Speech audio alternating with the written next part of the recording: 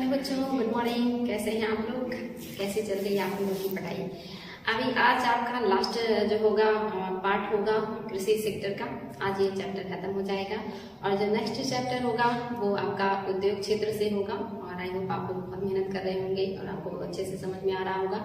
अगर कोई भी प्रॉब्लम हो यानी कि नहीं समझ में आता है कोई भी पॉइंट, तो कमेंट बॉक्स में आप अपना क्वेश्चन डाल सकते हैं। हम उसे सॉल्व करेंगे और आपकी पूरी मदद करने की कोशिश करेंगे। पूरा प्रयास है कि डेली आपको क्लासेस प्रोवाइड किए जाए, सीक्वेंस में क्लासेस मिले, क्लासेस में कोई दिक्कत ना हो। लेकिन अभी आप जान रहे हैं कि कोरोना का पीरियड चल रहा है, तो अगर इस दरमियान कोई प्रॉब्लम होती है यानी कि क्लासेस हम नहीं दे पाते हैं एक दो दिन, तो आप लोग उसके लिए बिल्कुल भी डिसअपॉइंट या डिसअपेयर नहीं होंगे। यानी कि आप बिल्कुल ध्यान देंगे, गायब नहीं हो जाएंगे पढ़ाई लिखाई छोड़ करके। आप अपनी स्टडी पर बिल्कुल फोकस करेंगे। जो भी होगा प्रॉब्लम उसको मिलकर फेस किया जाएगा और पूरा प्रयास रहेगा कि बहुत ज्यादा गैपिंग ना हो और आप लोगों को वीडियो बनाकर मिलता रहे। चलिए आज की क्लास की शुरुआत करते हैं।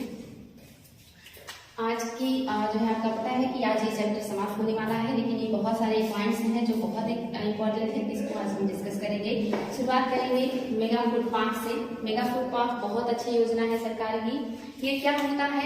ये जो योजना है ये चलाई गई है किसानों को उनके उपज का सही मूल्य देने के लिए, खाद्यान्नों के संरक्षण के लिए, लोगों को रोजगार देने के लिए और मतलब जो है अच्छी पूंजी प्राप्त करने के लिए बहुत बढ़िया योजना है। इसमें क्या होता है कि जो व्यापारी होते हैं, जो फुटकर खुदरा या कहीं खुदरा या छोटे छोटे जो व्यापारी होते हैं उनको और किसानों को और जो बड़े बड़े प्रसंस्करण करता होते हैं सबको आपस में मिलाया जाता है। यानी कि जो उत्पादन करता है किसान उसको प्रसंस्करण जो क्षेत्र होता है या जो जगह होती है वहां पहुंचाया जाता है और उत्पाद को प्रसंस्कृत करके यानी कि नए रूप में या सेकेंड रूप में उसको या पक्की माल के रूप में तब्दील किया जाता है। फिर उस माल को फुटकर व्यापारी या जो बड़े व्यापारी होते हैं उसको ले जाकर के मार्केट तक पहुंचाते हैं यानी कि उपभोक्ता तक पहुंचाते हैं। तो ये एक सर्कल के रूप में काम करता है और बहुत बढ़िया काम है। यानी कि किसान को अच्छा मूल्य भी मिल जाता है और टाइम से उसके जो चीजें बिक भी जाती हैं और जो खाद्यान्न है वो वेस्ट नहीं होते, उनका प्रसंस्करण करके उनके जो रूप में परिवर्तन करके या उन्हें और बेहतर उत्पाद के रूप में परिवर्तित कर दिया जाता है और फिर वहां से व्यापारियों से ले जाकर के मार्केट में जो है जनता तक पहुंचाते हैं यानी कि उपभोक्ता तक पहुंचाते हैं। तो एक जो है सर्कल है जो चलता रहता है और ये बहुत ही बढ़िया है। गवर्नमेंट ने योजना लाया है कि ज्यादा से ज्यादा मेगा फूड जो पार्क हैं उनकी स्थापना की जाए ताकि जो खाद्यान्नों का संरक्षण हो सके, उनको उचित मूल्य में बेचा जा सके, लोगों को इसमें जॉब भी बड़े पैमाने में मिलता है यानी कि जॉब भी क्रिएट करता है। तो ये बहुत सारी संभावनाओं को जो एक तरीके से कहिए कि पैदा करता है। इसमें किसानों का भी फायदा है, व्यापारियों का भी फायदा है और जो प्रसंस्करण करता है उसका भी फायदा है और प्लस जो है इसमें रोजगार बहुत ज्यादा क्रिएट होता है। इसलिए जो आपका मेगा फूड पार्क योजना है बहुत ही बढ़िया है, तो ये आप इसको ध्यान देंगे। आगे है कृषि वित्त यानी कि अल्पकालिक और मध्यकालिक और दीर्घकालिक यानी कि जो कृषि को वित्त प्रोवाइड किया जाता है ये 3 तरह के वित्त प्रोवाइड किए जाते हैं या कहीं जो कृषि को उधार दिया जाता है ये 3 तरह का दिया जाता है। पहला जो है वो अल्पकालिक है। जो अल्पकालिक होता है वो 15 माह के लिए होता है, 15 माह के लिए होता है यानी कि ये 15 जो है महीने के लिए दिया जाता है किसानों को ऋण। और इस ऋण में जो होता है इसमें मोस्टली क्या करते हैं उनको फसल बोने के लिए या खाद उपलब्ध कराने के लिए, जैसे फसल के लिए फसल में बीज, इसके अलावा उर्वरक, इसके अलावा कीटनाशक, इसके अलावा सिंचाई, इन सारी चीजों को उपलब्ध कराने के लिए या इन चीजों की जब जरूरत होती है किसानों को तत्काल या अल्पकालिक ऋण की, तो उस समय ये अल्पकालिक ऋण दिए जाते हैं जो 15 माह के होते हैं। इंपॉर्टेंट है, आपको याद रखना है कि जो अल्पकालिक ऋण दिए जाते हैं कृषि क्षेत्र में ये आपके 15 माह के होते हैं और ये ऋण किस लिए दिए जाते हैं तो फसल या बीज लेने के लिए, उन्नत किस्म के बीज के लिए, उर्वरक के लिए, कीटनाशक के लिए और सिंचाई के लिए। इन छोटे छोटे जरूरतों को पूरा करने के लिए किसानों को अल्पकालिक ऋण दिए जाते हैं जो कि 15 माह का होता है। और आपका जो नेक्स्ट है मध्यकालिक, इसमें आप देखेंगे कि इसका जो काल है या इसका जो टाइम पीरियड है इसको भी आपको याद रखना है, इम्पोर्टेंट है। ये जो टाइम पीरियड होता है मध्यकाल का ये 15 माह से लेकर के 15 वर्ष तक के लिए दिया जाता है। और ये ऋण किस लिए दिए जाते हैं तो ये जो होते हैं मशीनरी के लिए यानी कि छोटे छोटे जो मशीन होते हैं जो किसानों को जरूरत होती है, जैसे नलकूप हो गया या फिर जो है कोई और भी मशीनरी लेनी हो या ऐसी चीजें जो कृषि में उनकी मदद मदद कर सके, तो उसको लेने के लिए इनको ये ऋण दिया जाता है। और ये ऋण जो होता है वो 15 माह से 5 वर्ष का होता है, यानी कि जो आपका मध्यकालिक ऋण होता है ये 15 माह से 5 वर्ष के लिए दिया जाता है। और ये भी किसानों को उनकी मशीनरी या कृषि में मदद करने के लिए दिया जाता है कि वो अपनी जरूरतों को पूरा कर सके और कृषि को अच्छे से कर सके। इसके अलावा आपका दीर्घकालिक ऋण आता है। दीर्घकालिक जो ऋण होता है ये भी इम्पोर्टेंट है। ये जो होता है ये 5 वर्ष से लेकर के 5 इयर्स 5 वर्ष से लेकर के 20 वर्ष के लिए दिया जाता है। ये काफी लॉन्ग पीरियड के लिए दिया जाता है। और ये किस लिए दिया जाता है, तो ये दिया जाता है भूमि खरीदने के लिए, भूमि खरीदने के लिए। इसके अलावा ट्रैक्टर, इसके अलावा आप देखेंगे ट्रैक्टर के अलावा भी बहुत सारी चीजें होती हैं, जैसे आप देखेंगे कंपाइन या इस तरह की चीजें जिसमें बड़ी पूंजी की जरूरत होती है, या कहीं की लॉन्ग टाइम की जो है उधार की जरूरत होती है, ऋण की जरूरत होती है। ऐसे ऋणों को कहते हैं दीर्घकालिक ऋण। और ये 5 वर्ष से लेकर के 20 वर्ष का होता है, जिसमें जो किसान है वो भूमि खरीद सकता है, ट्रैक्टर ले सकता है, कंपाइन ले सकता है। इसके अलावा जो कि और बड़े बड़े मशीनरीज होते हैं जिससे किसानों को मदद मिलती है, इसको लेने के लिए ये दीर्घकालिक ऋण देते हैं। तो ये इम्पोर्टेंट है। इसका जो समय है ये ज्यादातर एग्जाम में पूछता है कि कितने लॉन्ग पीरियड के लिए चीजें जो है दी जाती हैं, और उसमें मोस्टली किसान कौन सी चीजें परचेज करता होगा। आगे जो आपका नेक्स्ट है वो है कृषि वित्त के क्षेत्र, यानी कि जो कृषि क्षेत्र है या जो कृषक है उनको कहाँ से वित्त प्राप्त होता है, या उधार वो किनसे ले सकते हैं, या ऋण उन्हें कहाँ से मिल सकता है।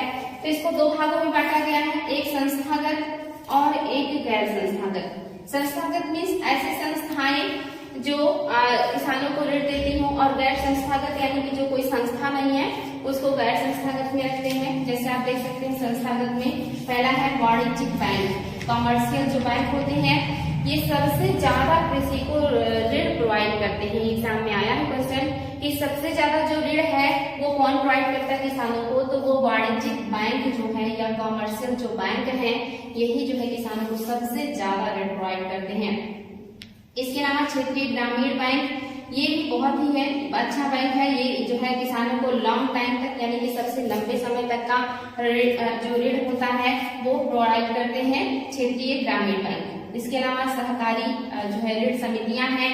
ये जो समितियां होती हैं ये बहुत अच्छी होती हैं। इनका आजकल बड़े पैमाने पे विकास हो रहा है कि छोटे छोटे स्तर पर ग्रामीण क्षेत्रों में जाएं और लोगों की मदद करें, यानी कि किसानों को ऋण प्रोवाइड करें। तो सहकारी समितियां ये भी बहुत मतलब जो इम्पोर्टेंट है। भूमि बंधक बैंक, ये जो बंधक बैंक होता है इसमें मोस्टली क्या किया जाता है कि जो ऋण होते हैं काफी लॉन्ग टाइम के लिए दिए जाते हैं, और यहाँ पे जो किसान होता है वो अपनी भूमि को बैंक के पास बंधक के रूप में रख देता है, यानी कि गिरवी रख के, और उससे जो उधार लेता है और उससे अपने कृषि में काम करता है, और फिर निश्चित टाइम पे उसको वापस जो है बैंक में जमा कर देता है और अपनी जो भूमि है उसको वापस से छुड़ा लेता है। क्योंकि किसानों के पास जो संपत्ति के रूप में होता है वो भूमि ही होता है, और बैंक के पास कुछ न कुछ आपको मतलब जो है सिक्योरिटी के रूप में रखना होता है। तो इस यहाँ पे क्या करते हैं लोग अपनी जमीन को ही सिक्योरिटी के रूप में रख करके ऋण प्राप्त कर लेते हैं, और अपना काम पूरा कर लेने के बाद फिर जो है अपनी भूमि को छुड़ा लेते हैं। और यहाँ पे भी बहुत लंबे टाइम का जो है ऋण प्रदान किया जाता है, और ये ऋण भी किसान बड़े बड़े काम के लिए ही लेते हैं, जैसे खेत खरीदना हुआ, या ट्रैक्टर लेना हुआ, या थ्रेसर लेना हुआ, या कंपाइंस लेने हुए, यानी कि जब उन्हें कोई बड़ा काम करना होता है तब वो अपनी भूमि को बंधक के रूप में रखते हैं। और ये जो भूमि बंधक होते हैं बैंक, ये बहुत लंबे टाइम का किसानों को ऋण प्रदान करते हैं। तो ये भी इम्पोर्टेंट है, किसान यहाँ से भी जो है अपने लिए ऋण लेते हैं। भूमि विकास बैंक, ये बैंक भी बहुत अच्छा है। ये भूमि के विकास के लिए, डेवलपमेंट के लिए किसानों की बहुत मदद करता है, यानी कि ऋण प्रोवाइड करता है। तो ये जो है इतने संस्थागत है, इम्पोर्टेंट है। ये सारी संस्थाएं हैं जो किसानों को ऋण प्रोवाइड करती है। गवर्नमेंट पूरी प्रयास कर रही है कि जो किसान है उनको कहीं ना कहीं से मदद मिले, ताकि वो अपने प्रोत्साहन मतलब जो है उत्पादन को करते रहें। आपका नेक्स्ट है गैर संस्थागत जो है ऋण। इसमें क्या होता है, यानी कि इसमें कोई संस्था नहीं होती है बल्कि जो व्यक्ति है वही देता है। तो इसमें आप देखेंगे साहूकार हैं। आप जानते हैं पुराने जमाने से ही साहूकार, जमींदार, सेठ महाजन, इन्हीं लोगों से जो व्यक्ति है वो जो है सूद पे लिया करता था ऋण, जिसमें आपने देखा है कि कभी कभी या मोस्टली जो होते हैं साहूकार जमींदार, ये किसानों के या काश्तकारों के हितों के बारे में नहीं सोचते और धीरे धीरे उनके इतना ज्यादा ब्याज लगा देते हैं कि वो जीवन पर्यंत उसको चुकाते रहते हैं और वो उसका ना मूल चुका पाते हैं ना सूद चुका पाते हैं, और एट लास्ट उनके घर, उनकी जमीन, उनके जो पशु होते थे वो सारे महाजनों और जमींदारों के पास चले जाते थे, और जो किसान है खुद उनका एक बंधुआ मजदूर बन के रह जाता था और वो जीवन पर्यंत उनकी मजदूरी ही करता रह जाता था। तो हमारे यहाँ इस तरह की व्यवस्थाएं हुआ करती थी जहाँ पे किसानों का, काश्तकारों का बहुत शोषण किया जाता था इन महाजनों और जमींदारों के द्वारा। तो ये जो होता था ये आपका साहूकार ये देते थे, पुराने जमाने से देते हैं। आज भी जो किसान जागरूक नहीं है वो इन्हीं लोगों से ऋण ले लेते हैं। दूसरे जो है रिश्तेदार हैं, यानी कि आजकल आप देखते हैं कि जरूरत पड़ने पे जो इंसान है वो बैंक ना जा करके अपने रिश्तेदारों से ऋण लेना भी ज्यादा पसंद करता है। हालांकि ये सूद पे नहीं, मदद के रूप में ही देते हैं ज्यादातर, तो इसलिए लोग रिश्तेदारों से भी पैसे लेना पसंद करते हैं। नेक्स्ट है व्यापारी और कमीशन, यानी कि कोई कमीशन हो या कोई व्यापारी हो जिसके पास पैसे अच्छे हो उससे भी लोग ऋण लेना पसंद करते हैं या ऋण लेते हैं। इसके अलावा आप देखेंगे एजेंट, जो एजेंट के रूप में होते हैं, ये मोस्टली क्या होते हैं जो है पैसे कमाते हैं या मुनाफे पे ये लोग रहते हैं, कमीशन जो है ये लोग लेते हैं। और ये जो एजेंट है, इस तरह की आज की बहुत ज्यादा परंपराएं हैं कि कोई भी काम करानी है तो आपको एजेंट के द्वारा काम हो पाता है, और ये जो एजेंट है ये दोनों तरफ से जो है कमीशन दिया करते हैं। तो ये एजेंट के द्वारा भी और बड़े जमींदार यानी कि साहूकार, जमींदार, महाजन, ये तो पुराने जमाने से ही हमारे यहाँ ऋण व्यवस्था के बड़े स्वामी रहे हैं, तो इनके बारे में आपको काफी अच्छे से पता होगा। तो ये सारी जो चीजें हैं ये आप जानते हैं, ये सब गैर संस्थागत है, ये कोई संस्था नहीं है, बल्कि ये सारे क्या है व्यक्तिगत हैं, व्यक्तियों के द्वारा किए जाते हैं, इसलिए इसको गैर संस्था में रखा गया। एग्जाम में क्वेश्चन आता है कि बताइए इसमें से कौन गैर संस्था में शामिल नहीं है, तो इसमें से कोई बैंक का एक ऑप्शन दे देगा और इसमें से 2-3 ऑप्शन दे देगा और वहां पे आपको गैर संस्था जो है ऋण देने वाली इसको ढूंढना होगा। तो बहुत आसान है, बहुत आसानी से पूछ सकते हैं, क्योंकि गैर संस्था व्यक्तिगत है तो व्यक्तिगत चीजें आप आसानी से कर लेंगे। या संस्थागत पूछेगा कि बताइए वित्त देने वाले संस्थागत में कौन सा शामिल नहीं है या कौन कौन शामिल है, तो ये ऑप्शंस में होंगे, इसमें से काफी कोई ऑप्शन इसमें ला करके मिक्स कर देंगे और आपको उसको जो है अलग करना होगा या अपने लिए आंसर ढूंढना होगा। तो ये बहुत आसान है बच्चों, इसमें कोई दिक्कत नहीं है, आप बहुत आसानी से कर लेंगे। भूमि बंधक बैंक, जिसके बारे में मैंने बताया, भूमि बंधक और भूमि विकास बैंक ये काफी लंबे अवधि आप देख सकते हैं 15 से 20 वर्ष के लिए ये ऋण प्रोवाइड करते हैं और इसमें किसान अपनी बड़ी बड़ी जरूरतों को पूरा करते हैं। तो ये इम्पोर्टेंट है बच्चों, याद रखिएगा। इसके अलावा आप देख सकते हैं किसान क्रेडिट कार्ड, ये बहुत इंपॉर्टेंट है। किसान क्रेडिट कार्ड जो है योजना शुरू किया गया था 1998 में, ये शुरू किया गया था। ये भी बार बार क्वेश्चन आता है कि किसान क्रेडिट कार्ड योजना जो है वो कब शुरू किया गया था, तो ये 1998 में शुरू किया गया था। इसमें क्या होता है, किसानों को बहुत ही कम जो है एक तरीके से कहेंगे ब्याज पे ऋण प्रदान किया जाता है बैंकों के द्वारा। ये आप देखेंगे लगभग इसका जो कार्ड होता है 5 सालों के लिए वैध होता है या 5 सालों पे इसको रिन्यूअल करवाना पड़ता है। और जो भी यहाँ पे जो भी यहाँ पे लेते हैं लोग ऋण, उसको 12 महीने के अंदर फिर जमा करना होता है। लेकिन ये बहुत मामूली ऋण मतलब जो है सूद पर होता है, इसलिए किसानों के लिए काफी मददगार साबित हो रहा है। तो ये आप लोग ध्यान देंगे, जो आपका किसान क्रेडिट कार्ड योजना है 1998 में शुरू किया गया था, जो किसानों को ऋण प्रोवाइड करता है। इसके अलावा है राष्ट्रीय कृषि एवं ग्रामीण विकास बैंक, जिसको नाबार्ड कहा जाता है। नाबार्ड बहुत इंपॉर्टेंट है, बार बार एग्जाम में आता है कि जो है इसका फुल फॉर्म भी पूछता है, तो इसको फुल फॉर्म भी आप देख सकते हैं। तो ये इसका जो शुरुआत हुआ था आप देखेंगे कृषि और ग्रामीण विकास बैंक यानी कि नाबार्ड का, इसकी जो संस्कृति की थी वो शिव रमन समिति ने किया था। इस एग्जाम में आया है कि किस समिति के संस्कृति पे नाबार्ड की स्थापना की गई थी, तो शिव रमन समिति की सिफारिश पर किया गया था। इसके अलावा इसकी स्थापना कब की गई थी, ये भी एग्जाम में आया है, तो ये आपका 2 जुलाई 1982 में इसकी स्थापना हुई थी। ये डेट आप लोगों को इम्पोर्टेंट है, याद रखिएगा कि इसकी स्थापना जो है वो कब हुई है। हाँ बच्चों, ये जो है आपका ये 12 जुलाई है, 12 जुलाई 1982 को इसकी स्थापना हुई थी। तो ये डेट आपको याद होना चाहिए, 12 जुलाई 1982। और शिव रमन समिति के सिफारिश पर इसकी स्थापना की गई थी। और ये किसानों को या कहिए कि कृषि क्षेत्र में सबसे ज्यादा ऋण प्रोवाइड करता है या मदद करता है। तो ये इम्पोर्टेंट है, इसकी स्थापना का डेट और समिति, ये बार बार एग्जाम में क्वेश्चन पूछता है, तो ये आप लोग ध्यान देंगे।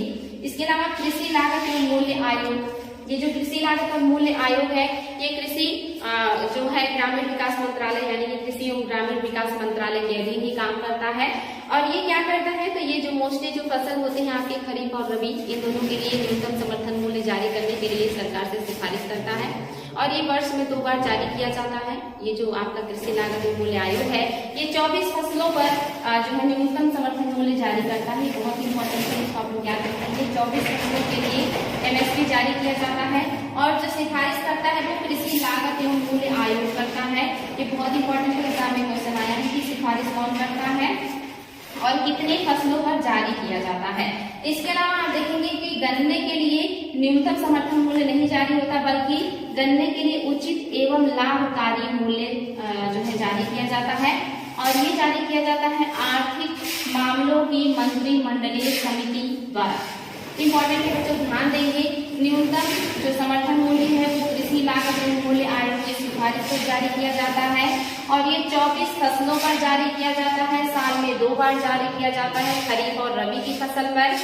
और आपका जो गन्ने की उचित एवं लाभकारी मूल्य जारी की जाती है और इसको जो जारी करता है वो है आर्थिक मामलों की मंत्रिमंडलीय समिति। ये दोनों पॉइंट आपको याद रखना चाहिए, बहुत इंपॉर्टेंट है। ये जो न्यूनतम समर्थन मूल्य जारी किया जाता है ये फसल लगाने के पहले ही जारी कर दिया जाता है गवर्नमेंट के द्वारा, ताकि जो किसान है वो उत्पादन करने के लिए प्रोत्साहित हो, मोटिवेट है। उन्हें पहले ही पता चल जाता है कि हाँ, इस बार हमें अपने अनाज का अच्छा कीमत मिलेगा, तो वो मोटिवेट होकर के उत्पादन अच्छा करते हैं। ये बहुत ही बढ़िया जो है योजना है गवर्नमेंट का। ये योजना क्यों लाई थी, इसके पीछे जो है इतिहास है कि गवर्नमेंट ने क्यों जारी किया न्यूनतम समर्थन मूल्य, क्या जरूरत पड़ी थी इसकी। तो आपको पता है कि हरित क्रांति के पहले तो हमारे जो देश में उत्पादन बहुत कम होता था, हमारी जरूरत भी उससे नहीं पूरा हो पाती थी। लेकिन हरित क्रांति आने के बाद जब उत्पादन विशेष हुआ, किसानों ने ज्यादा उत्पादन किया तो उसे बेचने की जरूरत पड़ी और फिर जो है सोचना पड़ा कि क्या किया जाए। तो यहाँ पे आप देखेंगे जब उत्पादन बहुत ज्यादा होने लगा, किसान जो है उसको ले जाकर के मंडी में बेचने के लिए गए, तो वहाँ मंडी में उनके जो अनाज है उनकी कीमत बहुत कम आकी गई, यानी कि बहुत कम उनको कीमत मिली, जिसकी वजह से जो है प्रॉब्लम्स हुए और किसानों को अपनी लागत भी प्राप्त नहीं हुई, यानी कि जितना उन्होंने जो है फसल उत्पादन में लगाया था उनको उतना ही नहीं मिला। तो वहाँ पे जो किसान है वो हतोत्साहित हो जाते हैं और अगले साल वो उत्पादन जो है कम कर देते हैं, जिससे मार्केट में अनाज की कमी हो जाती है। तो गवर्नमेंट किसानों को विश्वास दिलाने के लिए कि उनकी जो उत्पाद है उनको जो है उचित मूल्य दिया जाएगा, किसानों से कहती है कि नहीं आप उत्पादन कीजिए, आपके जो उत्पाद है उसको हम खरीदेंगे।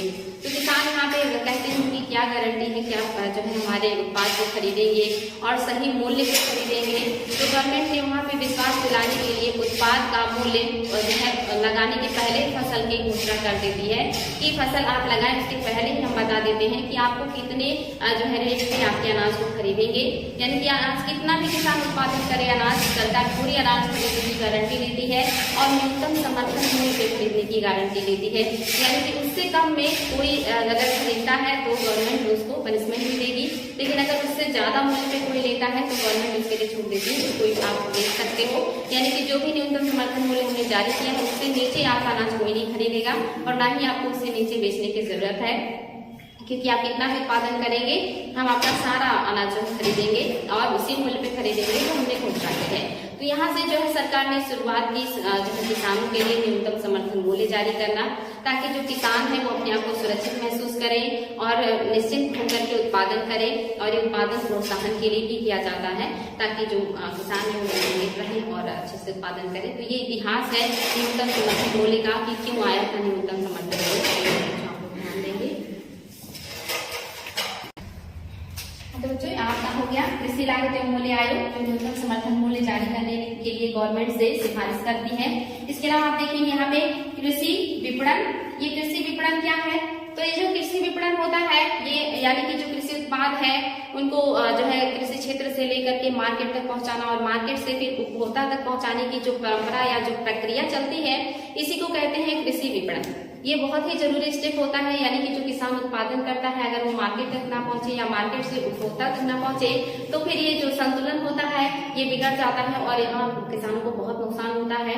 इसीलिए कृषि विपणन भी बहुत जरूरी है और इसीलिए इस क्षेत्र में रखा जाता है कृषि विपणन, आपका इम्पोर्टेंट पॉइंट है। नेक्स्ट जो है आपका नाफेड। ये जो नाफेड है और इसके अलावा जो आप देख सकते हैं ट्राइफेड, ये जो है बहुत ही इंपॉर्टेंट है। ये दोनों जो है कार्यक्रम चलाए गए हैं जनजातियों के लिए। आपको पता है कि हमारे समाज में एक और भी वर्ग रहता है जिसको हम जनजातियां कहते हैं। मोस्टली हम उन्हें अपने समाज का हिस्सा नहीं मानते, क्योंकि वो हमसे दूर जंगलों में रहते हैं, वो अपनी इन्हीं पुरानी परंपराओं के साथ जीते हैं और वो हमसे हमेशा कट के रहते हैं, इसलिए हम भी उन्हें अपने समाज का हिस्सा नहीं मानते हैं।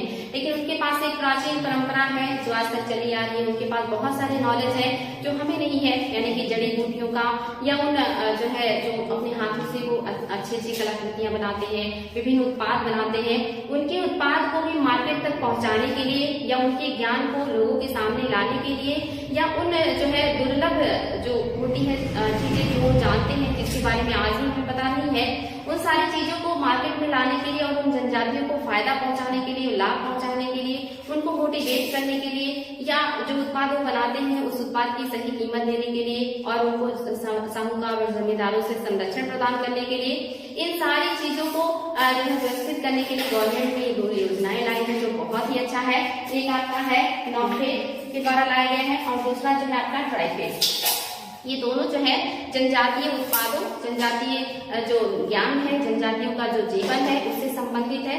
ये बहुत इंपॉर्टेंट है, इसको ध्यान देंगे आप लोग। दोनों बार बार पूछता है कि नाफेड किससे संबंधित है और ट्राइफेड किससे संबंधित है, तो दोनों जनजातियों के उत्पादों को संरक्षण देने के लिए गवर्नमेंट के द्वारा लाई गई है, जो बहुत इंपॉर्टेंट है। आगे बढ़ेंगे, राष्ट्रीय कृषि और इसके अलावा आप देखेंगे बाजार, यानी कि राष्ट्रीय कृषि नीति क्या है। इसके तहत जो कृषि है उसको एक तरीके से कहेंगे गवर्नमेंट बहुत ज्यादा प्रोत्साहन दे रही है कि कैसे हम कृषि को जो है उभार सकते हैं या उसमें नए नए परिवर्तन ला सकते हैं या नए नए जो संभावनाएं हैं उसको जो है सामने ला सकते हैं, बेहतर कर सकते हैं। तो जो आपका राष्ट्रीय कृषि नीति है ये बहुत बेहतरीन है, गवर्नमेंट का प्रयास है। यहाँ पे कृषि को लेकर के गवर्नमेंट बहुत सारे जो है वर्क कर रही है। इसी से संबंधित आप देखेंगे इनाम यानी कि बाजार है, यानी कि जो कृषि उत्पाद है उनको बाजारों में सही कीमत मिल सके और लोग मतलब जो है उसको सही जगह पहुंचा सके। तो इस तरह का जो एक सर्कल जो है डेवलप कर रही है गवर्नमेंट कि वो ऐसे बाजारों में अपने प्रोडक्ट को लाई और उनके प्रोडक्ट का सही कीमत उन्हें मिले और जो परिवहन है और इन सारी चीजों की सुविधाएं गवर्नमेंट प्रोवाइड कर रही है। ऐसे बहुत सारी ट्रेन चला रही है जिससे उनके उत्पाद सही जगह पे सही टाइम पे पहुंच सके, वो खराब ना हो और प्रसंस्करण क्षेत्र में पहुंच सके या मार्केट में पहुंच सके। तो यानी कि व्यापारियों को, किसानों को और खरीदने वाले जो क्रेता होते हैं इन सबको जोड़ने के लिए इस तरह के पोर्टल, इस तरह के जो है वर्क गवर्नमेंट कर रही है, उसी का एक हिस्सा है इनाम। इसके अलावा विश्व व्यापार संगठन एवं कृषि सब्सिडी, ये बहुत ज्यादा इंपॉर्टेंट है। विश्व व्यापार संगठन क्या है और ये कृषि सब्सिडी जारी करती है। इसमें 3 तरह की सब्सिडी है, क्या है, इसको लेकर के बहुत ज्यादा डिस्प्यूट बना रहता है। मोस्टली यहाँ पे जो है विकसित देश विकासशील देशों के ऊपर आरोप लगाते रहते हैं, तो इसको आप लोग ध्यान देंगे। विश्व व्यापार जो संगठन है यही जो है कृषि के लिए सब्सिडी जारी करती है और उस सब्सिडी में बहुत सारे जो है प्रतिबंध भी लगाती है, बहुत सारे छूट भी देती है। जैसे आप देखेंगे विश्व व्यापार द्वारा 3 तरह की सब्सिडियां कृषि क्षेत्र के लिए जारी की जाती है। पहले है ग्रीन बॉक्स सब्सिडी, बहुत ज्यादा एग्जाम में आते हैं। ग्रीन बॉक्स सब्सिडी क्या है? ये जो सब्सिडी है ये व्यापार में न्यूनतम जो है एक तरीके से कहेंगे विकृति पैदा करती है या परेशानियां कम क्रिएट करती है या कहीं बिल्कुल भी नहीं करती है, क्योंकि नाम मात्र का कभी कभी इसको लिया जाता है कि ये माइनर सा ही प्रॉब्लम क्रिएट करती है। तो क्या है ये व्यापार विसंगति, यानी कि जो आयात निर्यात है उसको जो डिस्टर्ब करे वो सारी चीजों को विसंगति के अंतर्गत लिया जाता है।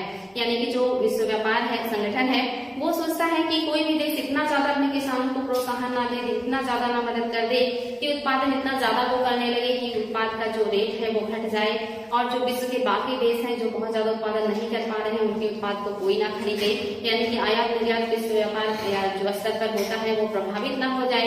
इसीलिए जो विश्व व्यापार संगठन है ये इस तरह की सब्सिडी जारी करती है जिसमें वो ग्रीन बॉक्स सब्सिडी को बिल्कुल भी नहीं रोकती, यानी कि आप अपने यहाँ किसानों को ग्रीन बॉक्स सब्सिडी दे सकते हैं। इसमें क्या होता है, इसमें कृषि के क्षेत्र में सुधार रहता है, अनुसंधान होता है, नए नए वैज्ञानिक जो तरीके ढूंढे जाते हैं, इसमें प्रसंस्करण होता है, इसमें जो कीट से और रोगों से फसलों की सुरक्षा से संबंधित चीजें होती हैं, यानी कि यहाँ पे बहुत मूलभूत या आधार चीजें होती हैं जो कृषि में सुधार से संबंधित है, नए नए संभावनाएं तलाश करने से संबंधित है, जिससे विश्व व्यापार में व्यापार बिल्कुल भी प्रभावित नहीं होता है। इसलिए इसको विश्व व्यापार संगठन जो है प्रतिबंधित नहीं करता है कि आप अपने यहाँ शोध करवा सकते हैं, आप अपने यहाँ नए नए अनुसंधान करवा सकते हैं, आप शीतगृह स्थापित कर सकते हैं, कीटनाशकों या कहिए कि जो होते हैं रोग, इनसे आप फसलों का संरक्षण कर सकते हैं। तो इन सारी चीजों को करने की जो है छूट देती है। तो ग्रीन बॉक्स जो सब्सिडी है इसको विश्व व्यापार संगठन नहीं रोकता है, या ये व्यापार में विसंगति नहीं जो है क्रिएट करता। दूसरा जो है अंबर बॉक्स सब्सिडी, इसको विश्व व्यापार संगठन बहुत ज्यादा रोकता है। अंबर बॉक्स सब्सिडी क्या है? इसमें जो न्यूनतम समर्थन मूल्य जारी किया जाता है गवर्नमेंट के द्वारा, उर्वरकों पर जो छूट दी जाती है, इसके अलावा सिंचाई की जो छूट दी जाती है या जो सिंचाई की व्यवस्था किया जाता है, या जो कृषक है उनको जो है कीटनाशकों की चीजों को मतलब कीटनाशकों को प्रोवाइड किया जाता है, यानी कि किसानों को जो प्रत्यक्ष मदद किया जाता है गवर्नमेंट के द्वारा, उसको विश्व व्यापार जो है संगठन उसको रोकती है। वो कहती है कि जो विकासशील देश है वो 10% से ज्यादा छूट नहीं दे सकते अपने किसानों को, और जो विकसित देश है वो 5% से ज्यादा छूट अपने किसानों को नहीं दे सकते हैं। तो अगर कोई भी देश 10% से ज्यादा छूट देता है विकासशील जो कंट्रीज है, तो विश्व व्यापार संगठन जो है उसके ऊपर प्रतिबंध लगाता है, या कहिए कि उसके लिए प्रॉब्लम क्रिएट करता है। और अगर वो छूट 10% के अंदर है तो विश्व व्यापार संगठन वहां पे रोक लगाता है। इसको क्यों रोकता है विश्व व्यापार संगठन? क्योंकि ये जो होता है प्रत्यक्ष फायदा दिया जाता है किसानों को, यानी कि किसानों के उत्पादन को बढ़ावा देने के लिए किया जाता है। और यहाँ से अगर बहुत ज्यादा उनको सब्सिडी दिया जाएगा कि आपको हम जो है न्यूनतम समर्थन मूल्य बहुत ज्यादा बढ़ा चढ़ा के जारी किया जाए जो है सरकार के द्वारा कि हम बहुत ज्यादा मूल्य देंगे आपका उत्पाद का, तो जो किसान है वो बहुत ज्यादा मोटिवेट होंगे, यानी कि उत्पादन बड़े पैमाने पे करेंगे। और फिर उन्हें उत्पादन करने के लिए जो उन्नत किस्म के बीज है वो सस्ते में दिए जाए, उन्नत किस्म खाद जो है वो सस्ते में दिए जाए, जो सिंचाई है वो सस्ते में प्रोवाइड की जाए, कीटनाशक जो है सस्ते में प्रोवाइड किया जाए, तो जाहिर सी बात है उत्पादन बहुत बढ़िया होगा, बहुत ज्यादा होगा, और इतना ज्यादा हो जाएगा कि हम विश्व में उसका बहुत ज्यादा निर्यात करने लगेंगे और बहुत सस्ते कीमत पे निर्यात करने लगेंगे, जिससे बाकी जो देश है जहाँ पे उत्पादन अच्छा नहीं हुआ है उन लोगों के जो उत्पाद है वो मार्केट में गिर जाएंगे उनका डिमांड, और हमारे जो प्रोडक्ट है उसका डिमांड बढ़ जाएगा या लोग हमें से ज्यादा खरीदना शुरू कर देंगे। तो जो विश्व व्यापार है ये क्या होगा, डिसबैलेंस हो जाएगा, यानी कि हमारे फेवर में हो जाएगा और बाकी लोगों के लिए नुकसानदेह हो जाएगा। तो विश्व जो व्यापार संगठन है वो कहते हैं कि आप ऐसा नहीं कर सकते हैं, आप ये सारी चीजें 10% से ज्यादा अपने किसानों को नहीं दे सकते हैं। जो विकासशील है वो सिर्फ 10% देंगे और जो विकसित देश है वो सिर्फ 5% देंगे। लेकिन जो है यहाँ पे भी आप देखते हैं भारत के ऊपर अक्सर ब्राजील, अमेरिका जैसे देश जो है आरोप लगाते रहते हैं कि वहाँ की जो गवर्नमेंट है वो 10% से ज्यादा अपने किसानों को छूट देती है। तो वहाँ पे हमें बार बार सफाई पेश करना पड़ता है कि ऐसा नहीं है। हमारे यहाँ आज भी जो कृषि है वो जीवन निर्वाह का एक माध्यम है, यानी कि हम बहुत ज्यादा अधिशेष आज भी उत्पादन कर नहीं पाते हैं या उसको बहुत ज्यादा हम बेच के प्रॉफिट नहीं कमा पाते। आज भी कृषि हमारे लिए जीवन निर्वाह का माध्यम है। आज भी हमारे यहाँ सबसे ज्यादा कुपोषण से पीड़ित लोग हैं या सबसे ज्यादा गरीब लोग हैं। इस बात की हम बार बार जो है दुहाई देते हैं कि आप बार बार कहते हैं कि अपने यहाँ कुपोषण कम कीजिए, अपने यहाँ भुखमरी कम कीजिए, गरीबी कम कीजिए। तो हम कैसे कम करेंगे? अगर आप हमारे यहाँ उत्पादन पे इतना ज्यादा प्रतिबंध लगाएंगे तो हम बाकी लोगों का पेट कैसे भरेंगे? तो हमें इतनी छूट तो मिलनी चाहिए कि हम लोगों की गरीबी दूर कर सकें। हम अमीर होने के लिए जो कृषि नहीं करते बल्कि अपने लोगों का पेट भरने के लिए कर रहे हैं, तो हमें इतना छूट तो मिलना ही चाहिए। बार बार जो है हमारी सरकार इस बात को जो रखती है विश्व व्यापार संगठन में, और हमें बार बार जो है रियायतें दी जाती है।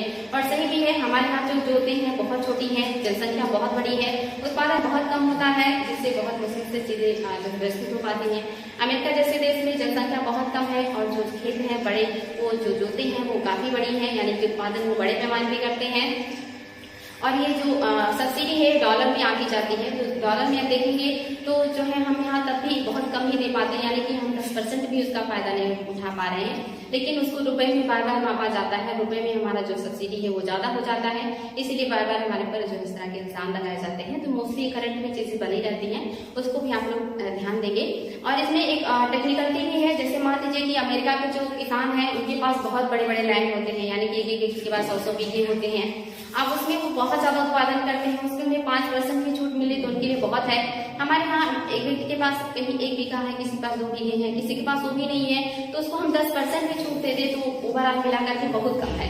यानी कि जब उत्पादकता ही नहीं है, उत्पादन भी नहीं है, तो बहुत ज्यादा छूट भी हमारे लिए बहुत मायने नहीं रखता, हमें बहुत ज्यादा उससे फायदा नहीं। लेकिन जिसके पास बहुत ज्यादा उत्पादन है, बहुत ज्यादा उत्पादकता है, उसको अगर 5% में छूट मिल रहा है तो उसको बहुत ज्यादा प्रॉफिट है। यानी कि 10% छूट के बावजूद भी हमें कोई प्रॉफिट नहीं है, बहुत कम प्रॉफिट है।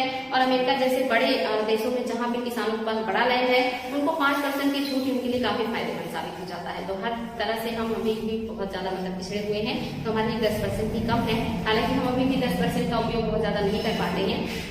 लेकिन एक जो मानक है कभी कभी उसको पार कर दिया जाता है, जिसकी वजह से इल्जाम लगाया जाता है दूसरी कंट्रीज को द्वारा भारत पर। तो बच्चों ये ध्यान देंगे, बहुत इंपॉर्टेंट पॉइंट था। आगे ये आपका अमर बॉक्स हो गया। इसमें आपको पता है कि प्रत्यक्ष जो मदद करती है गवर्नमेंट किसान को, अमर बॉक्स में आएगा। अप्रत्यक्ष या कृषि में सुधार या अनुसंधान या नई नई संभावनाओं की तलाश करते हैं तो ग्रीन बॉक्स में आएगा, उस पर प्रतिबंध नहीं लगाया जाता है। तीसरा जो है आपका ब्लू बॉक्स सब्सिडी है। जो अमर बॉक्स सब्सिडी है इसी को शर्तों के द्वारा अगर लागू किया जाए, यानी कि शर्त लागू किया जाए जिससे विश्व व्यापार प्रभावित ना हो, तो उसी को कहते हैं ब्लू बॉक्स सब्सिडी। यानी कि इसको भी कुछ हद तक जो विश्व व्यापार संगठन है उसको छूट देता है, क्योंकि ये शर्तों के साथ लागू किया जाता है। ये विश्व व्यापार में जो विसंगति नहीं उत्पन्न करता है, यानी कि यही जो प्रत्यक्ष सहायता है ये शर्तों के साथ जब लागू हो, यानी कि उनके मानक स्तर के अंदर लागू हो, यानी कि जितना उन्होंने मानक निर्धारित किया है हम उससे बाहर ना जाए, वो शर्तों के अंदर हो करके काम करे, तो आपका ये ब्लू बॉक्स सब्सिडी कहलाता है। तो आई होप आपको मुझे समझ में आ रहा होगा। आगे है प्रधानमंत्री फसल बीमा योजना तथा इसकी विशेषताएं। प्रधानमंत्री फसल बीमा जो योजना है ये गवर्नमेंट के द्वारा लाई गई है फसलों को संरक्षण देने के लिए, किसानों को मदद करने के लिए। और इसमें जो होता है जो गवर्नमेंट है वो फसलों का जो है बीमा करती है, और बीमा में जो फसल होता है उसको अगर नुकसान होता है चाहे जानवरों के द्वारा या मानसून के द्वारा या उसमें आप इंसानों के द्वारा या कहीं की प्रकृति के द्वारा, दोनों में से किसी के द्वारा अगर फसल को नुकसान पहुंचाया जाता है तो गवर्नमेंट उसमें जो है मदद करती है बीमा के थ्रू। और बीमा में आपको पता होना चाहिए कि जो बीमा शुरू हुआ है ये खरीफ की फसल से शुरू की गई है। तो अगर कभी एग्जाम में आए क्वेश्चन कि जो प्रधानमंत्री फसल बीमा योजना है ये कौन सी फसल से शुरू की गई थी, तो ये शुरुआत हुआ था खरीफ की फसल से। यहाँ पे ये बार बार पूछता है कि कितना किस पे दिया जाता है, तो ये ध्यान देंगे आप लोग बच्चों, खरीफ पर 2% जो है दिया जाता है बीमा, और जो आपका रबी है इस पे 1.5% दिया जाता है, और जो आपका बागवानी है बागवानी का बताया कि आपको इसमें फूल होगा, फल होगा, इसमें जो है आपके मसाले आएंगे, रबर आएंगे, तो ये सारी चीजें आपकी क्या आती हैं बागवानी में। और बागानी अगर पूछेगा तो आप उसमें कहवा और आप देखेंगे चाय का आ जाता है, ये बागानी फसलें होती हैं। तो जो बागवानी फसलें होती हैं या वाणिज्यिक फसलें होती हैं, इनके ऊपर गवर्नमेंट 5% की देती है, एक तरीके से ये बीमा प्रोवाइड करती है। तो इम्पोर्टेंट है ये डाटा आपको याद होना चाहिए कि खरीफ की फसल पर 2%, रबी की फसल पर 1.5 जो है % और बागवानी या वाणिज्यिक फसलों पर 5% की बीमा जो है वो गवर्नमेंट किसानों को प्रदान करती है। तो ये आपको बिल्कुल पता होना चाहिए, बहुत इंपॉर्टेंट है। ये जो योजना है आप इसको देख सकते हैं, ये योजना लाई गई थी 13 जनवरी 2016 को। ये डेट भी आपको याद होना चाहिए, 13 जनवरी 2016 को ये योजना गवर्नमेंट के द्वारा लाई गई है। और इसमें जो फसल है ये बुआई से लेकर के या बुआई के पहले से ही करवा लिया जाता है बीमा, और ये फसल कटने के 14 दिनों के बाद तक, यानी कि फसल कट गया और कटने के 14 दिन बीत चुके हैं, उतने दिनों के बाद तक अगर कोई भी प्रॉब्लम होती है, फसल नष्ट हो जाता है, तो सरकार उसको लिए बीमा प्रोवाइड करेगी। उसमें टिड्डियों का हमला भी शामिल है, उसमें अगर जानवरों के द्वारा नुकसान किया जाता है तो भी सरकार करेगी। अगर फसल में आग लग जाता है या बेमौसम बारिश होती है या चक्रवात आ जाते हैं, इस तरह का कोई भी प्रॉब्लम होता है तो सरकार जो है फसल में बीमा को किसानों को प्रोवाइड करेगी। और ये जो है लगाने के पहले से लेकर के उत्पादन के 14 दिनों बाद तक ये लागू रहता है कि आपने काट लिया फसल, उसके बाद भी अगर 14 दिन बाद भी आपकी फसल में नुकसान हो जाता है तो गवर्नमेंट आपको मदद करेगी। तो ये चीजें आपको याद होनी चाहिए, बहुत इंपॉर्टेंट है। नेक्स्ट है प्रधानमंत्री सिंचाई योजना। ये जो है 2 जुलाई 2015 को शुरू किया गया था। डेट आप लोगों को याद होना चाहिए कि प्रधानमंत्री सिंचाई योजना जो है 2 जुलाई 2015 को शुरू किया गया था। इसको 3 मंत्रालय के अधीन शुरू किया गया है। पहला है जल संसाधन मंत्रालय, ये एग्जाम में आया था कूट में। ये तीनों मंत्रालय दिए थे, इसमें एक और मंत्रालय जोड़ दिया गया था और पूछा था कि प्रधानमंत्री सिंचाई योजना में कौन सा मंत्रालय शामिल नहीं है, तो आपको ये मंत्रालय याद होना चाहिए, जल संसाधन मंत्रालय। दूसरा है नदी विकास एवं गंगा संरक्षण मंत्रालय, और जो आपका तीसरा है ग्रामीण विकास मंत्रालय एवं कृषि किसान जो है मंत्रालय। ये इंपॉर्टेंट है, जो है ग्रामीण विकास मंत्रालय एवं कृषि या कृषि एवं किसान कल्याण सही। इसको ध्यान देंगे बच्चों, ये बहुत इंपॉर्टेंट है, जो मंत्रालय आपको याद होना चाहिए। ये 3 मंत्रालय इसमें काम कर रहे हैं। पहला है आपका जल संसाधन मंत्रालय, दूसरा है आपका नदी एवं विकास मंत्रालय, और इसमें आपका आएगा गंगा संरक्षण मंत्रालय भी, और जो आपका तीसरा है ग्रामीण विकास मंत्रालय, और इसमें कृषि एवं किसान कल्याण मंत्रालय भी शामिल किया गया है। इसके अलावा आप देखेंगे मृदा स्वास्थ्य कार्ड योजना, ये भी बहुत इंपॉर्टेंट है, आजकल बहुत ज्यादा चर्चा में रहता है। इसकी शुरुआत 19 जुलाई 2015 को शुरू किया गया था सूरतगढ़ से। ये राजस्थान का प्लेस है सूरतगढ़। प्रधानमंत्री जो ये योजना है मृदा स्वास्थ्य कार्ड योजना, ये यहीं से शुरू किया गया 19 फरवरी 2015 को सूरतगढ़ से इसकी शुरुआत की गई थी। इसमें क्या किया जाता है, इसमें किसानों को कार्ड जारी किया जाता है और उसके द्वारा वो अपने खेत की मिट्टी को ला करके उसका जो है जांच करवा सकते हैं कि उस मिट्टी में कौन से पोषक तत्वों की अधिकता है और कौन से पोषक तत्वों की कमी है। जिसकी कमी होती है उसको खेत में जो है डाल करके हम अच्छा उत्पादन प्राप्त कर सकते हैं। मोस्टली किसानों के पास जागरूकता नहीं होती, उन्हें पता नहीं होता कि उनके खेतों में किन चीजों की कमी है या किन चीजों की अधिकता है, और वो बार बार ऐसी चीजों का उपयोग करते रहते हैं जो पहले से ही खेत में होता है, और वो चीजों की जो है उपयोग वो नहीं कर पाते हैं, यानी कि जिसकी कमी होती है मिट्टी में, जिसकी वजह से उन्हें अच्छा उत्पादन प्राप्त नहीं होता है और लागत बहुत ज्यादा लगती है। इस वजह से जो हमारी गवर्नमेंट है या जो प्रधानमंत्री जो योजना लाया गया है मृदा स्वास्थ्य कार्ड, ये बहुत अच्छी योजना है किसानों के लिए। अगर यहाँ पे लोग जागरूक हों और अच्छे से वर्क करें तो कम लागत में अच्छा उत्पादन प्राप्त कर सकते हैं। तो ये योजना बहुत ही बढ़िया है, सराहनीय है। नेक्स्ट है नीम लेपित यूरिया। आजकल ये भी बहुत ज्यादा चर्चा में है, नीम लेपित यूरिया। आपको पता है कि अभी 100% जो है गवर्नमेंट ने घोषणा कर दी है कि जो यूरिया होगा वो नीम लेपित होना चाहिए। गवर्नमेंट क्यों कर रही है ऐसा, तो आपको पता है जो यूरिया है ये मिट्टी में मिलने के बाद बहुत तेजी से वाष्पित हो जाता है। तो ये बहुत तेजी से वाष्पित होता है, इसलिए ये वायुमंडल में चला जाता है, पौधों को नहीं मिल पाता। और ये अमोनियम जो है अमोनियम आप देखेंगे यहाँ पे दिया है, मैंने लिखा है अमोनियम नाइट्रेट में ये बदल जाता है, अमोनियम वाष्पीकरण इसको कहा जाता है। तो ये जो है अमोनिया के रूप में जब परिवर्तित होता है तो लगभग 8 से 10% जो यूरिया है इसका हानि हो जाता है, क्योंकि ये वाष्पीकरण हो जाता है, यानी कि वायुमंडल में चला जाता है। और कुछ जो यूरिया है वो इतनी तेजी से घुल करके मिट्टी में चला जाता है और उस पानी के द्वारा छन छन करके नीचे चला जाता है, यानी कि भूमिगत जो जल होते हैं उसमें मिल जाता है, मिट्टी में नहीं टिकता ज्यादा देर, यानी कि जो मिट्टी है हमारी वो ज्यादा देर तक किसी भी चीज को धारण नहीं कर सकती, वो छन करके नीचे चला जाता है। तो इससे भी प्रॉब्लम होती है, यानी कि एक तो इसका वाष्पीकरण हो जाता है जिसमें 8 से 10% का हमें हानि हो जाता है। दूसरा, ये बहुत तेजी से मिट्टी में घुल जाता है और घुलने के बाद ये पानी के थ्रू नीचे चला जाता है और वो जो है हमारी फसल को प्राप्त नहीं हो पाता है और वो जाकर के जल यानी कि जो हमारे जमीन में जो है जल का स्तर है उसको दूषित करता है। तो इसके लिए बहुत ज्यादा नुकसानदेह होता है। इस वजह से जो गवर्नमेंट है उसने शुरू किया है नीम लेपित यूरिया, और इसको शुरू किया है 2015 में जो है लागू कर दिया गया है कि 2015 में पूरा अनिवार्य कर दिया गया कि जो यूरिया बनेगा वो 100% जो है वो नीम लेपित होगा। तो बच्चों ये ध्यान देंगे आप लोग नीम लेपित यूरिया क्या है और क्यों लाया गया है। तो ये खाद जो खाद होते हैं उसके संरक्षण के लिए, या वो ज्यादा से ज्यादा फसलों के काम आ सके, वो इन्वायरमेंट में ना जाए या जो जमीन के अंदर पानी है उसमें छन के ना पहुंचे, और उसका जो प्रयोग है वो पौधे ज्यादा दिनों तक वो रहे, यानी कि धीरे धीरे उसका वाष्पीकरण हो या धीरे धीरे वो गले और धीरे धीरे वो पौधों को ज्यादा मात्रा में पोषक तत्वों को उपलब्ध कराए।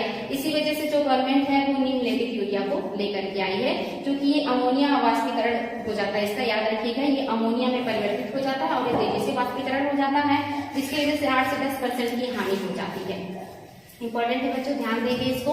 इसके अलावा देख सकते हैं कृषकों की आय दोगुना करने की या दोगुना बढ़ाने के लिए गवर्नमेंट ने बहुत सारी योजनाएं लाई हैं, और यहाँ पे बार बार आप देखते होंगे न्यूज में चर्चा भी रहती है कि जो किसान है इनकी आय को 2022 तक दोगुना करने का सरकार का लक्ष्य है कि कैसे वो दोगुना करेंगे 2022 तक। तो उसके लिए यहाँ पे दिया हुआ है कि कौन कौन से तरीके हैं जिससे किसानों की आय को दोगुना किया जाएगा। इसमें पहला दिया है कृषकों को गैर कार्यों में रोजगार सृजन, यानी कि जो कृषक हैं वो जो कृषि पे ही निर्भर रहते हैं और कृषि से उनको बहुत ज्यादा आय प्राप्त नहीं होता है या उनको बहुत ज्यादा प्रॉफिट नहीं मिलता, तो उनको गैर कृषि कार्यों में भी लगाया जाए ताकि उनको प्रॉफिट हो। इसके अलावा फसलों की उत्पादकता में वृद्धि, यानी कि छोटे छोटे लैंड है किसानों के पास जिसमें उत्पादन बहुत कम होता है, तो उसकी उत्पादकता ही क्यों ना बढ़ा दी जाए, यानी कि कम लैंड में ज्यादा उत्पादन। तो ये आपका दूसरी जो है नीति है, दूसरा तरीका है फसलों की उत्पादकता में वृद्धि करके आय को बढ़ाना है। जो तीसरा है पशुधन की उत्पादकता में वृद्धि, यानी कि आज हमारे यहाँ जो पशु है उनकी जो नस्ल है वो बहुत अच्छी नहीं है, यानी कि वो दूध का जो मात्रा है बहुत ज्यादा उत्पादन नहीं करते हैं। तो यहाँ पे क्या किया जाएगा कि पशुओं की जो नस्ल है या उनकी उत्पादकता में वृद्धि की जाएगी, तो जिससे जो पशु है वो ज्यादा से ज्यादा दूध का उत्पादन करे और उस दूध से फसल मटेरियल बनाए जाए और जो है किसानों की स्थिति में सुधार किया जाए। तो ये भी एक जो है तरीका है गवर्नमेंट का, जिसके द्वारा वो पशुओं को पशुधन की उत्पादकता में वृद्धि करके किसानों को मदद करेगी। और जो आपका चौथा है आगतों की दक्ष पद्धति में सुधार व लागत में कमी। आगत मीन्स होते हैं जो कृषि में मदद करते हैं, जैसे उन्नत किस्म के बीज, खाद, कीटनाशक, सिंचाई की व्यवस्था, मशीनरीज, इन सारी चीजों की उपलब्धता को बढ़ा करके उनकी स्थिति में सुधार करके, क्योंकि आज हमारे यहाँ वो पुरानी परंपरा की सारी टेक्नोलॉजी से लोग कृषि करते हैं, जिसकी वजह से बहुत अच्छा उत्पादन नहीं होता। ये सारी चीजें मैंने पीछे के चैप्टर में आपको बहुत डिटेल में बताया है, आई होप आपको समझ में आएगा। ये सारी चीजों में अगर सुधार कर दिया जाए, उनको नई नई टेक्नोलॉजी दी जाए, सारी जो आगत है यानी कि जो जरूरतें, जो इनपुट है जो खेत में डाले जाते हैं उससे अच्छा आउटपुट प्राप्त हो, उसके लिए इन सारी चीजों में सुधार की बहुत जरूरत है। नेक्स्ट है आपका फसल सघनता में वृद्धि, यानी कि उनको ज्यादा घना लगाया जाए, ज्यादा पास पास लगाया जाए, और इसके अलावा एक ही खेत में जो है कम से कम 3 फसल उगाई जाए। जैसे आप जानते हैं खरीफ, रबी और जायद। तो हमारे यहाँ मोस्टली जो किसान है वो साल में 1 या 2 ही फसल खेतों में उगा पाते हैं। तो ऐसा किया जाए कि जो खेत है उसका पूरा उपयोग किया जाए, यानी कि जो फसल है वो कम से कम 3 सीजन में 3 फसल उगाए जाए, और फसल का जो एक तरीके से क्रम हो इतना अच्छा हो कि जो मिट्टी का एक तरीके से उत्पादकता बनी रहे। जैसे आपको पता है कि अगर धान काटने के बाद उसमें कोई ऐसी फसल लगाया जाए जो दलहनी है, जिससे खेत में नाइट्रोजन की जो क्षमता है वो बढ़ जाए, तो फिर जो खेत में दूसरा फसल लगाने पे बढ़िया उत्पादन प्राप्त होता है। तो इस चीज की अगर जागरूकता हम लोगों के पास अंतरा फसलीकरण करना वो जानते हो, तो हम यहाँ पे बेहतर लाभ किसान को पहुंचा सकते हैं। ये भी एक तरीका है। आगे है उच्च मूल्य फसलें की ओर विविधीकरण, यानी कि ऐसी फसल लगाना जिसका मूल्य ऊंचा हो, जिससे अच्छा ज्यादा से ज्यादा किसानों को लाभ हो। इसमें नकदी फसलें आती हैं, आपकी बागवानी फसलें आती हैं, बागानी फसलें आती हैं, जिनको वाणिज्यिक फसलों भी कहते हैं। इस तरह की फसल का प्रोत्साहन किया जाए कि किसान जो इस तरह का फसल उगाए, फूलों की खेती करे, फलों की खेती करे, या जो सब्जियों की खेती करे, या जो है बागानी और बागवानी फसलों का उत्पादन करे, या नकदी फसलों का उत्पादन करे, जैसे गन्ना वगैरह हो गया। तो इसके उत्पादन से भी किसानों की स्थिति में सुधार लाया जा सकता है, या उनका जो आय है वो बढ़ाया जा सकता है। तो आय को दुगना करने के लिए ये सारी चीजें जो है वो गवर्नमेंट जारी करेगी, या ये सारी जो है चीजें गवर्नमेंट के द्वारा लाई जाएंगी। इसमें आपका है कृषकों को पूर्ण उपज का मूल्य, यानी कि जो कृषक है उनके द्वारा जो उपज, जो उत्पादन हो उसका पूरा मूल्य को प्राप्त हो, या सही मूल्य प्राप्त हो, इसका भी ध्यान देना होगा कि कहीं ऐसा ना हो कि इतनी सारी चीजों का जो है इनपुट लगाने के बाद या मेहनत करने के बाद जो उपज मिले उसका सही उनको मूल्य ही प्राप्त ना हो पाए और उनकी सारी मेहनत बेकार हो जाए। तो गवर्नमेंट इस बात का भी ध्यान देगी कि कृषकों को उनकी उपज का पूरा मूल्य प्राप्त हो या अच्छा मूल्य प्राप्त हो। तो ये 7 जो है एजेंडे हैं जिसके द्वारा जो गवर्नमेंट है किसानों की आय 2022 तक दुगना करने का लक्ष्य रखी है।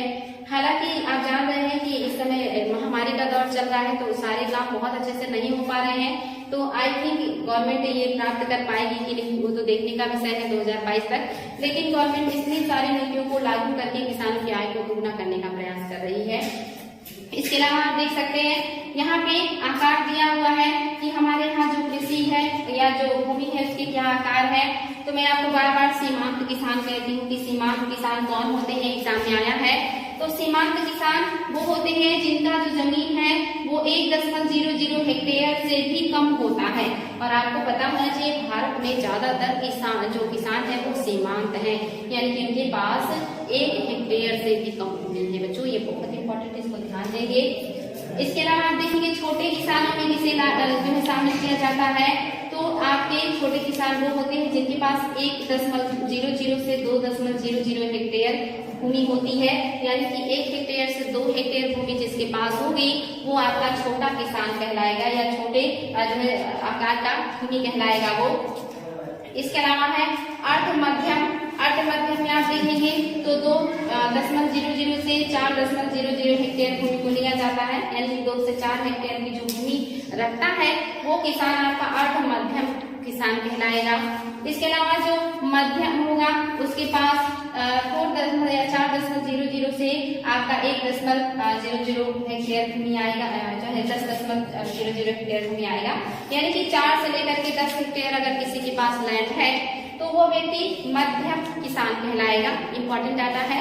नेक्स्ट है आपका बड़ी जोतें कौन सी होती हैं? वो जोतें या वो खेत जो 10 हेक्टेयर और इससे भी अधिक हो, यानी कि 10 हेक्टेयर हो या उससे भी अधिक हो, तो उसे हम रखते हैं बड़ी जोतों के रूप में या बड़े किसान के रूप में। यानी कि वो किसान जिनके पास 10 हेक्टेयर या उससे अधिक जमीनें हैं, लैंड है, वो बड़े किसान कहलाएंगे। जिन किसानों के पास 4 से 10 हेक्टेयर की लैंड है, वो मध्यम किसान कहलाएंगे। और वे किसान जिनके पास 2 से 4 हेक्टेयर भूमि है, ये अर्ध मध्यम किसान कहलाएंगे। और वे किसान जिनके पास 1 से 2 हेक्टेयर लैंड है, वो छोटे किसान होंगे। और सीमांत किसान जिनके पास 1 हेक्टेयर से भी कम भूमि होगी, वो सीमांत किसान कहलाएंगे। ये सारे डाटा आपको याद होना चाहिए। कूट में भी क्वेश्चन आया है, इंडिविजुअल भी आया है कि कूट मिलाइए कि किसमें कितने जो है जमीनें होती हैं। तो आई होप बच्चों क्लास आपको समझ में आया होगा। आज ये चैप्टर मैंने समाप्त कर दिया है। इसको बहुत अच्छे से रिवीजन कीजिए, बार बार नोट कीजिए और रिवाइज कीजिए और खूब मेहनत कीजिए, जरूर सफलता मिलेगी आप लोगों को। ओके बच्चों, थैंक यू।